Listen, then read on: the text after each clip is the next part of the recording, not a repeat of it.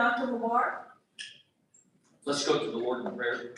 Eternal God, we give you thanks for the blessings of this day. It's springtime and the temperature just kind of goes back and forth, and we appreciate that, but we would also appreciate some rain, should it be your pleasure this weekend. We give you thanks for this club for its work as we prepare for our first big flag day on Memorial Sunday in a couple of weeks, and ask your spirit to be upon all of those efforts, to be upon this food, to take it to the nourishment of our bodies, and to keep us this day in your peace. In the name of Christ we pray. Amen. Amen. Thank you. And now past President Rick Lindsay will lead us in the Pledge of Allegiance. Thank you, Rick. Thank you. And please put your hand on your heart. Join me as we honor our flag. I pledge allegiance to the flag of the United States of America and to the republic for which it stands, one nation, under God, indivisible, with liberty and justice for all. And now, since we're in the baseball season, I think Neil's going to lead us in a song, Take Me Out to the Ball Game.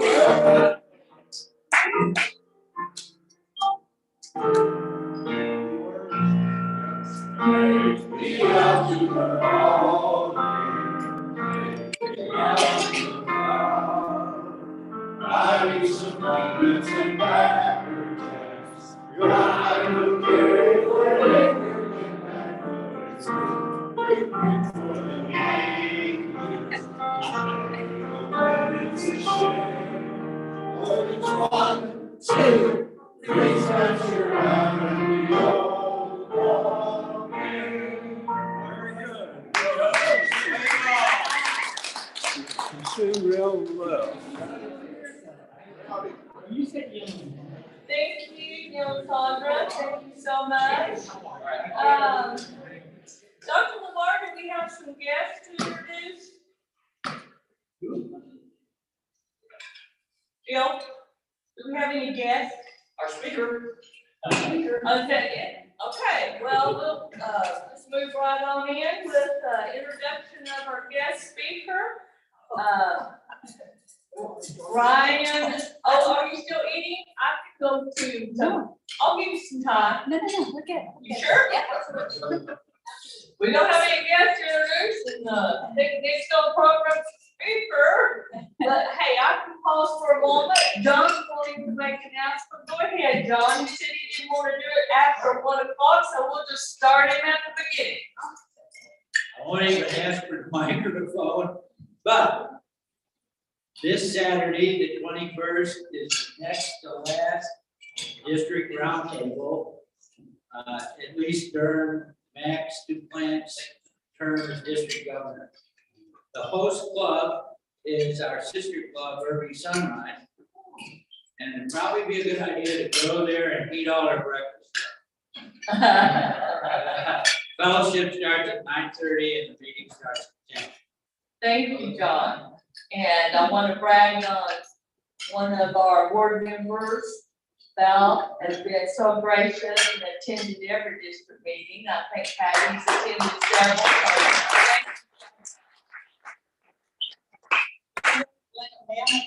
Yes, you may. Tomorrow morning at 10 o'clock, it's going to be the reopening of the Williams Square Plaza. You know, it's been undergoing renovation. It's really a park now instead of just the open plaza. And the Mustangs have been restored. And so that will take place at 10 o'clock in the morning. Tomorrow evening, from 4 to 6, the Lacina Heritage Committee, which I'm a member, is hosting a reception from 4 to 6 p.m. for people to come up on the 26th floor there at Williams Square and look out on the newly renovated plaza. It's very, very nice. So there is no charge. We just, there'll be hors d'oeuvres and a cash bar will be available. So tomorrow evening, 4 to 6, and then tomorrow morning, 10 o'clock on the plaza. Thank you, Patty. Thank you. That will be a wonderful celebration of seeing all of the new renovation. It's always beautiful there. And then, of course, in the evening, going up to the SEMA Club, it's a view you'll never forget. You can see the entire Dallas Fort Worth Metro pretty much. So it is a beautiful view and a beautiful time to socialize. Flag program. Go ahead. Thank you, Kathy. Sorry.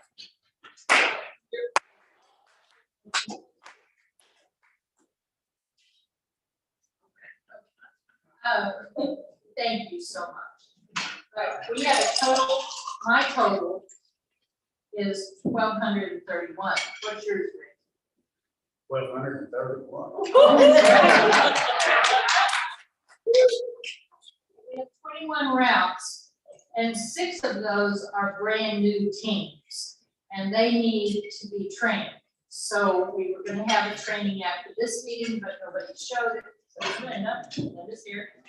And then Saturday morning at 9 o'clock at the barn, we're going to have these other people coming, and they are coming.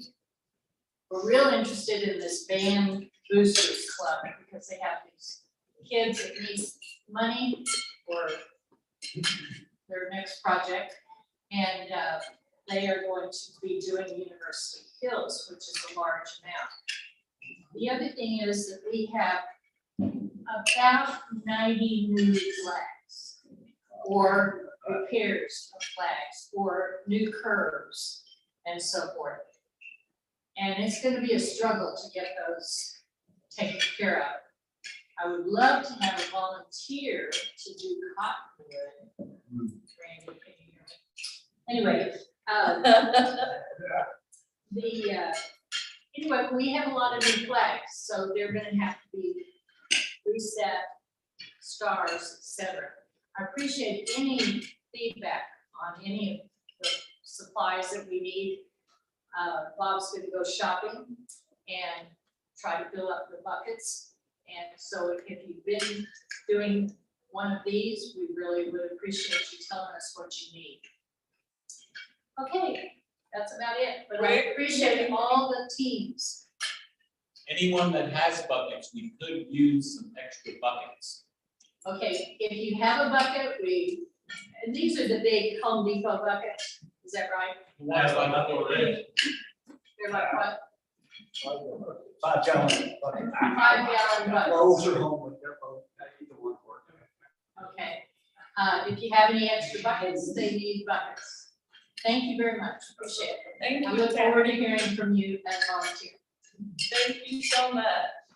Well, we're excited about kicking off the flag program for 2022, and sounds like we have gained some new enrollments, which was one of our goals. So I'm hopeful we can proclaim we reached that goal. So if you haven't talked to your neighbor, your friend, your coworker, or someone you do business with about the flag program, I think that they would want to enroll, and it's so easy now.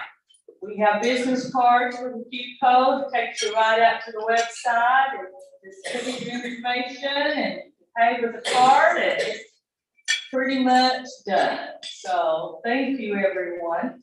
Well, we have some of our board members missing today. They had other business appointments and obligations that couldn't come. So I'm going to move forward and introduce our speaker, Ron Manny. Typically does that, but he is busy trying to help his new business become profitable, and that's important. So he's reaching out and taking every opportunity he can, and I applaud him on that. So our speaker today, the program is Not So Fast, which I think we can all probably appreciate that. I know myself, I go 9 miles an hour until I crash and burn and go to sleep. So Not So Fast. Christal Howard, publisher, Community Impact News, and she's worked in several other journalist positions in the Dallas-Fort Worth region. She oversees 8 publications, and she delivers to every residential mailbox in 13 communities, including Grapevine. She has made a career out of communication, starting first in broadcast news as a TV reporter, then morning anchor and managing editor. She's twice Emmy nominated, a former reporter of the year by the Texas Association. And I'm telling you, it goes on and on and on. So we are very blessed to have our speaker today. Come forward, Christal. We look forward to gaining how to not move so fast.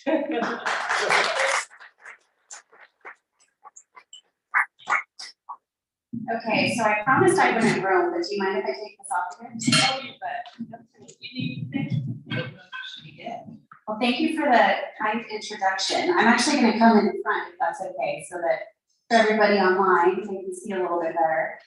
First of all, too, let me just say thank you to the Rotary. I really appreciate the work that you do, and in my community where we live, we also subscribe to the flag program, and we love it. It's the best to see it in the neighborhood. So I know it's a lot of work to get that done. Just wanted to say thank you to that. So my story, not so fast, is really about an uncommon stroke. May is Stroke Awareness Month, and I'm sure you, well, I don't want to assume, but maybe you would look at me and think that you are not a stroke survivor, but I am. I am a lot of the things that Linda mentioned in her introduction, but that is the other one that you don't add to your bio typically.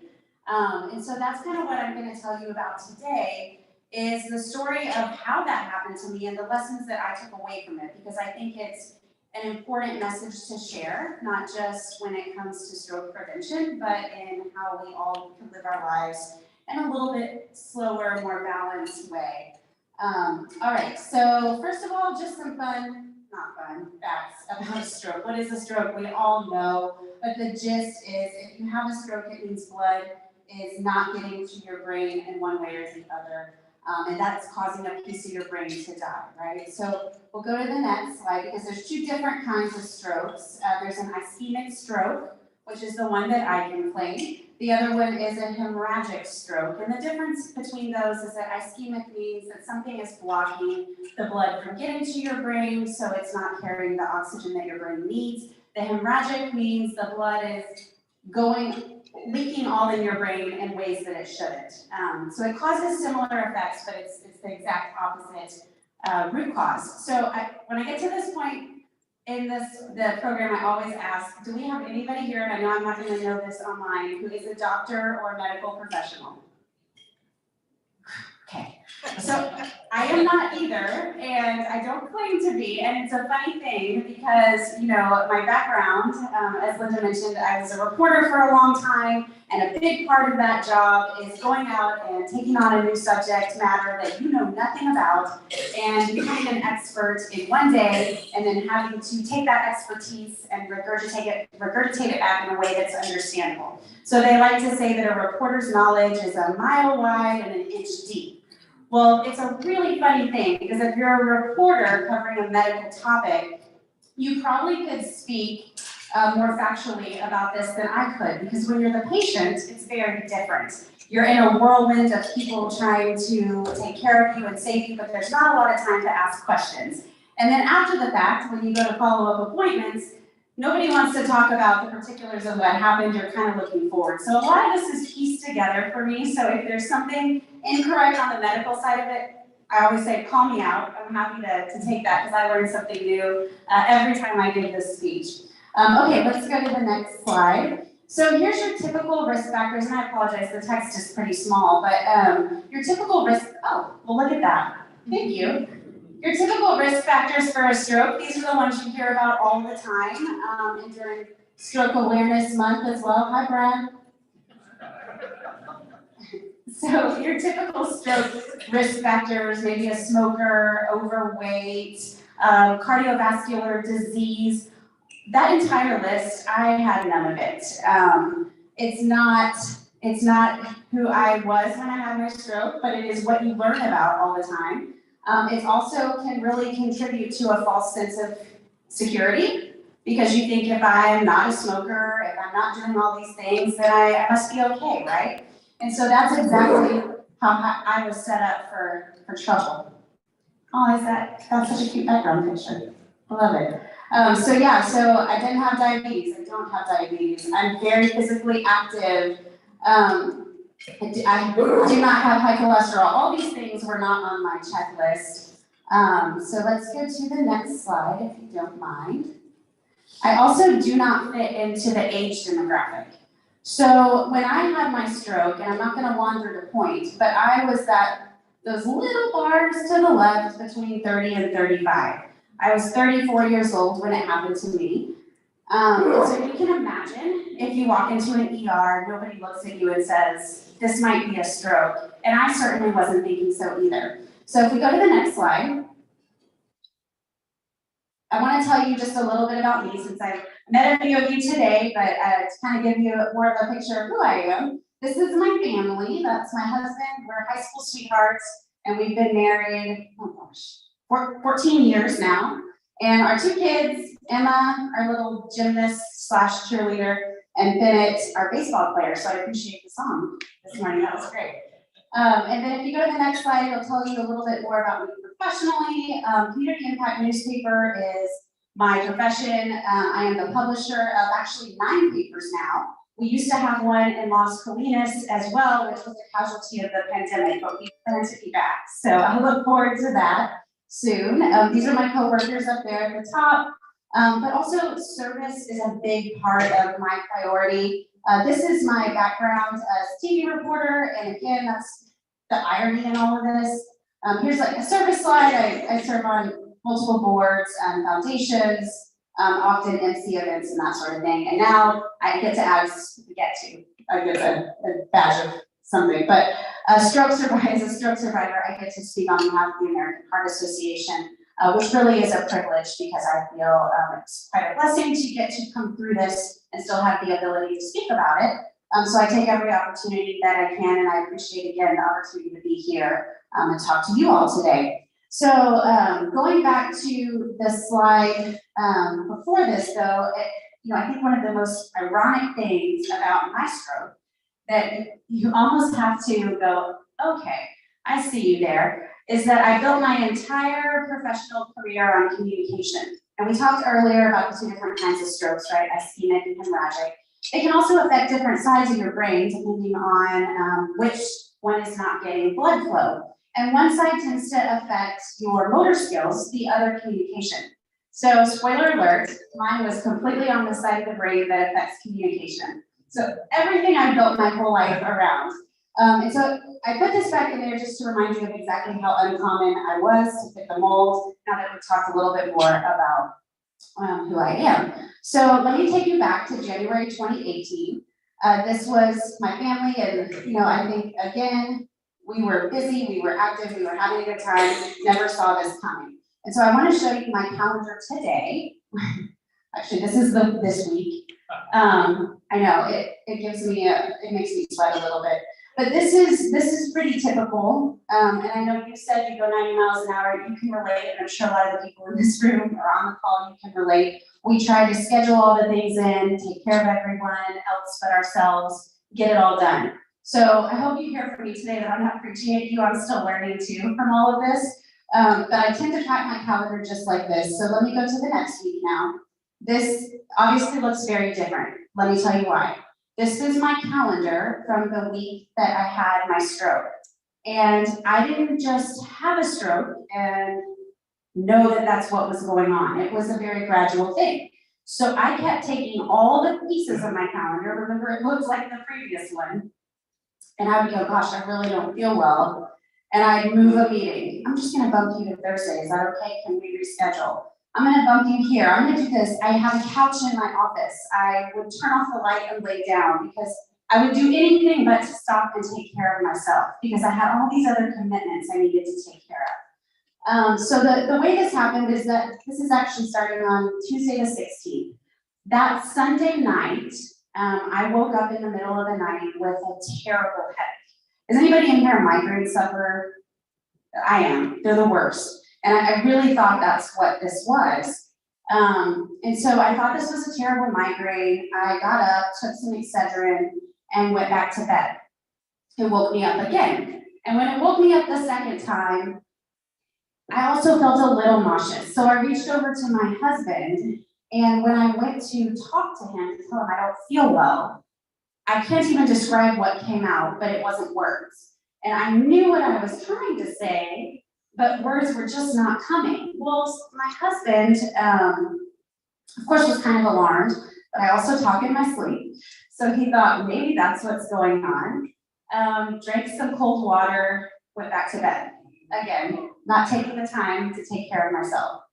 Got up, went to work, and it's probably too small to see, but I had a chamber, there you go, you're so good on the fly. A Frisco Chamber Executive Committee meeting, that sounds very important. Well, I wasn't gonna bump that, right? Because I promised I would be there. Again, so silly.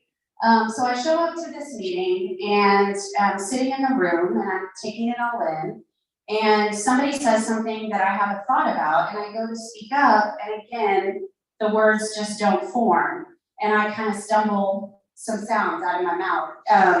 But I've worked with the chamber president there a very long time. He actually knew kind of where I was going with it and filled in my sentence for me. He hates when I talk about this because he feels really terrible that he didn't key in on it. It's nobody's fault. But this is just to express how long this went on. It went on for days. So I'm scoring scholarship applications. I'm doing all these things that really aren't that important. I should have stopped and taken care of myself. Halfway through the week, right there, that CI sponsors, get on track.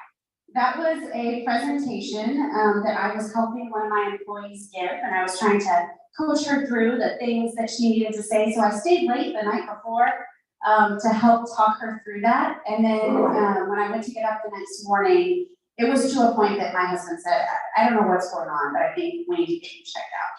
So begrudgingly, I called her and said, hey, I'm so sorry. I'm not going to be there to support you, but I know you're going to do great. I went to the hospital and, you see the doctor, you describe what's going on. Nobody wants to go to the hospital. I don't want to go to the ER, right? And so secretly I'm hoping this is a migraine. I would love for them to say this is a migraine so I can go home and move on. Well, the doctor comes in and he looks at somebody who does not meet any of the categories for a stroke, right? And so he says, well, this sounds like a really complex migraine. And I'm thinking, yes, that's what I wanted to hear. He says, do you want to do imaging? Well, no, I don't want to do imaging. I want to take some painkiller, go home, have a nap, and get back to my calendar, right? Which is a really terrible way to look at it, but that's my honest to goodness thought process in that moment. So I said, no, thank you, I'm good, and I don't need imaging, I'm fine. So he sent me home with some pain meds. I took a nap and I got back to it the next day. So that went on an entire week longer, which we can go to the next week. And you can see weird holes again because I'm moving things around. It wasn't until that Wednesday where it's completely clear that morning I went to a meeting with another one of my employees who I've worked with for 9 years. She knows me very well. And I was uncharacteristically quiet in that meeting because at this point, I don't think I was actively thinking about it, but I realized that when I'm trying to talk, words are not coming out right. So I just was keeping quiet, and that's not, I know we just met, but that's not like me. So after the meeting, she pulled me aside and she said, hey, I don't know what's going on with you, but I think you need to go home. People are going to start worrying about you. And I thought, oh, gosh, okay. So I went home, and then it was that night I said to my husband, I don't know, I still don't feel right. And so we went back to the same ER, different doctor, and this time they said, let's do some imaging. They did, and immediately realized that something was wrong.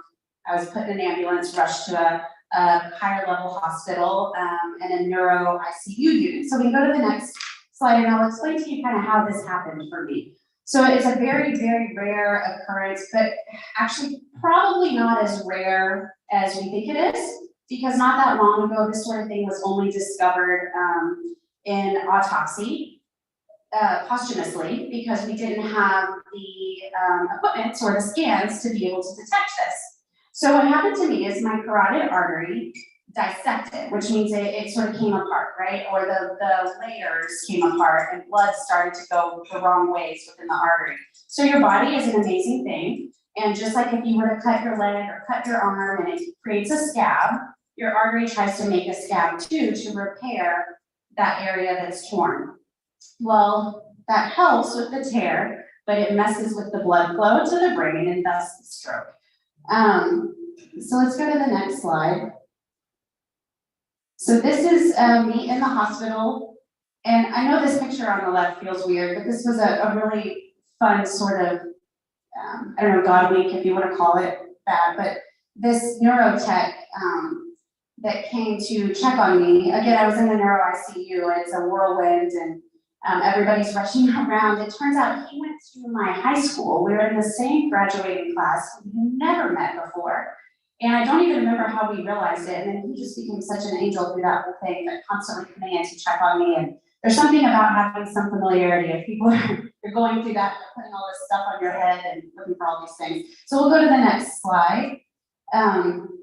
Because I think this is very special to me too. While I was in the ICU, you can't see your kids. My children were very little, as you saw in the previous picture. So my daughter sent this note, and her love language is food. This child, you can win her over with a bag of M&Ms anytime. But she sent this note, Mommy, I know you're not feeling well because you're feeling blue, I think it says. Yeah, there you go. Because you have to stay at the hospital. Me and Bennett miss you so much, so we made you a snack pack. Help yourself. Love, and then Bennett. Yeah, it was really sweet. There's my snacks. So then the next slide, I gotta show my husband. He's kind of amazing. He slept on the floor of the ICU the entire time I was there, just to be with me, because that's a very shocking moment when you suddenly go from 34 years old and healthy, no medical history at all, to in the neuro ICU and he's having to make life decisions on what medicines I can take, and not because they're just having to sign off that this could be it, you know. This is my team back at the office. It was great because I was able to call in with them for some meetings, which again, it's just so crazy. But I was able to do that while I was in the hospital, and obviously once I started feeling a little bit better. So that's kind of the story of how it all happened. But I think the bigger message is, what did I learn from it, and what am I still learning? But that first one, a good support system, you all know this, that is the best blessing. Had it not been for my coworker who said, there's something going on with you, I think you need to go home, I don't know how long I would have tried to go on like that. I mean, really, I probably would have continued to try to power through, and who knows what would have happened. So I'm so thankful for the people I surround myself with, and I know you have people in this room you surround yourself with, but I take it to heart when anybody tells me anything, and I know they love me, they're looking out for me. I think that's so important. This part, clear the calendar for your health, because without it, none of the rest matters. So despite how crazy my current calendar for this week looks, I am so much better about this. I don't move doctor's appointments around. I'm very diligent about going to those. And if I feel bad, I'm not apologetic about saying, you know what, I'm not feeling well today. I need to take care of me. This other one on the right, it says, hear hooves, think horses, not zebras. I'm sure you've heard that before. It's a common medical term, which is, essentially it means that if you have a headache, it's probably just a headache. It's probably not all the crazy things that you maybe would, worst case scenario, take your brain to.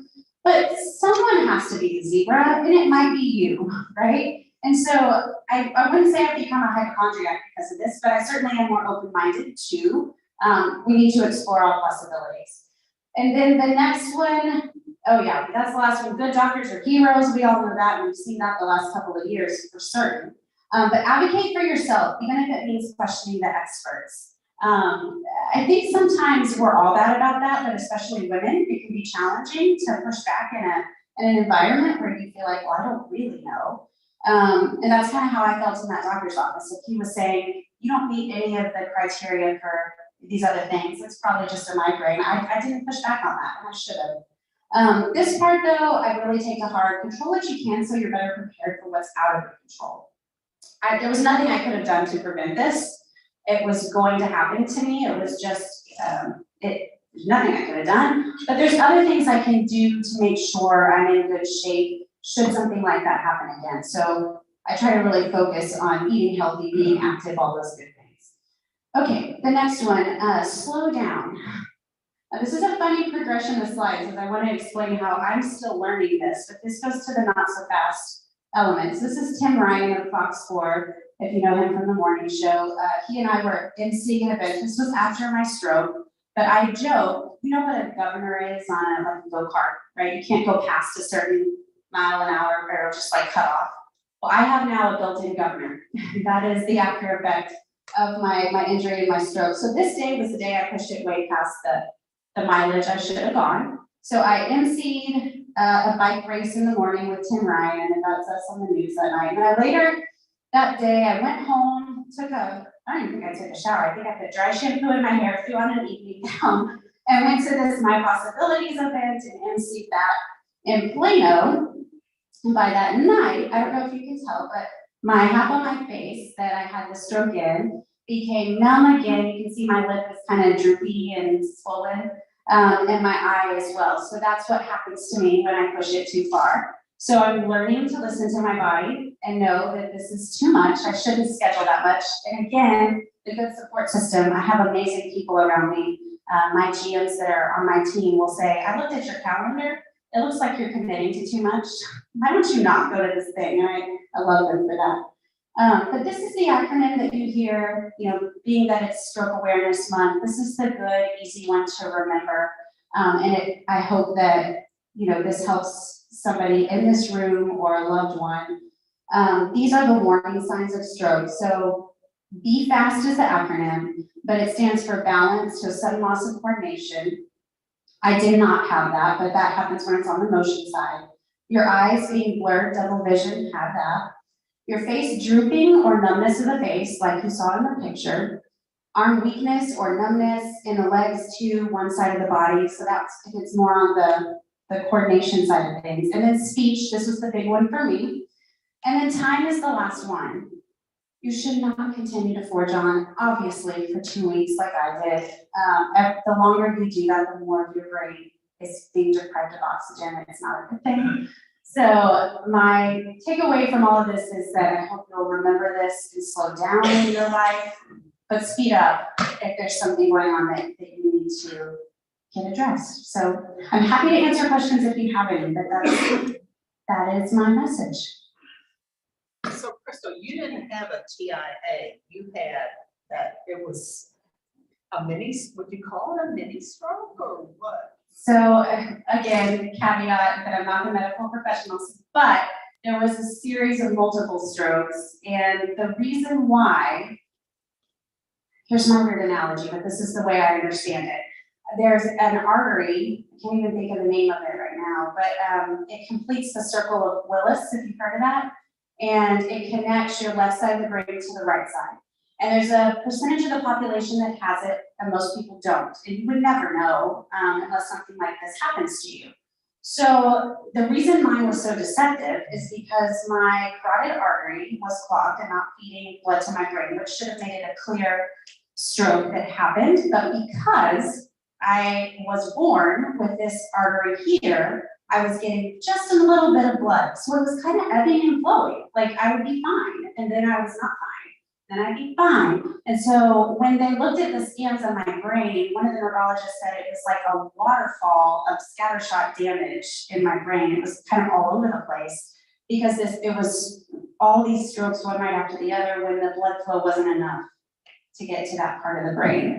So my analogy that I think of it as is your carotid artery is like the smoothie straw when you get a smoothie and it's the big straw so you can drink the fruit. And I had like a coffee stirrer feeding my brain, so it wasn't enough. Essentially. What did they do to repair this? There's really nothing you can do other than surgery to put a stent in, but that's incredibly risky. So that was one of the calls that my husband had to make, and I feel terrible for him to have to do that, but I was so out of it at that point that they couldn't even consult me on anything.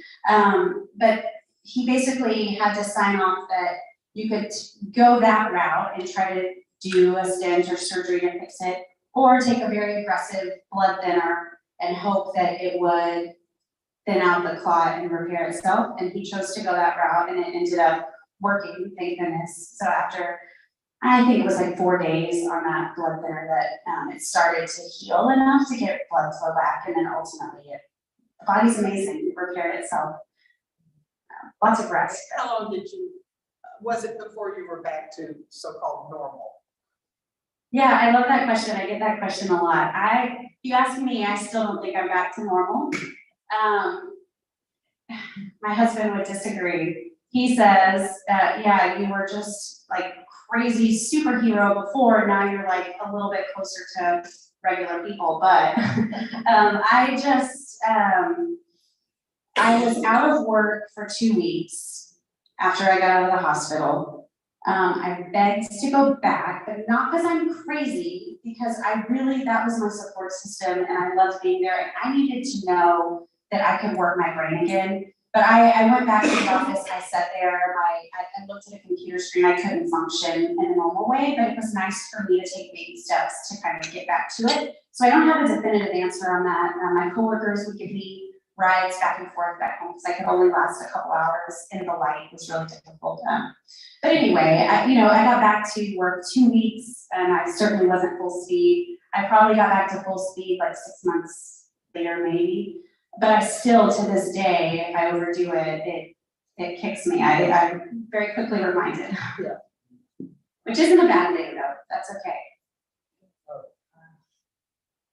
Thank you. Yeah, thank you all so much, I really appreciate it. Oh, yeah. Talk a little bit about the bike ride that you did for Heart Association. What was that? So Cycle Nation, actually it takes place in May. I think it just passed in Dallas, but it happens in all the major metros. It's a really neat opportunity if it's something you ever want to get involved in. And essentially different companies or groups can sponsor a bike. And you go and there's speakers like that. The shot that I had was on Zoom because that was during the pandemic, but I've done the actual one in person too, which is a lot more fun. There's good energy there. But you sponsor a bike. And everybody in your group, like if it was this group, you would take turns riding on the bike during the course of the event, and you're raising money based on the sponsorship of the bike, but also pledges for how much you ride. And then there are speakers to raise awareness about stroke symptoms and survivors and that sort of thing. So it's a really neat program benefiting the American Heart Association. So I did it for MS, but I wasn't there at the time for American Heart Association. Oh, okay. I'll have to do both. Yes, that would be great. So it takes place in Highborn Park here in DFW, is where they hold it down in downtown Dallas. It's really beautiful. They pull out all the stationary bikes and line them up, and a lot of the corporations do it. I'll have to give you my card after. Well, thank you all so much. I really appreciate it.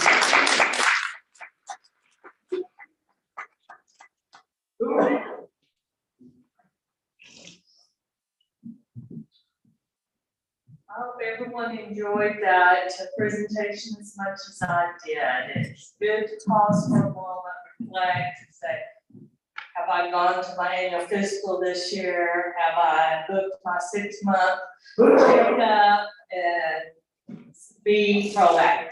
It will make a huge difference in your life. I love the sheet over here. Make sure I say everything.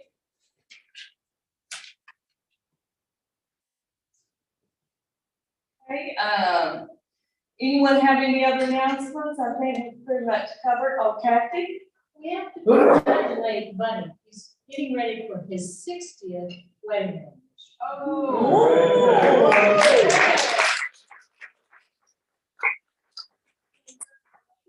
Buddy, that's tremendous. So, we're gonna sing happy anniversary. So let's go for it. Neil, can you lead us? Happy anniversary. How about happy birthday for him? Oh, like after this. We're gonna have 2. Oh, Okay, happy anniversary. Can you help us with the piano song?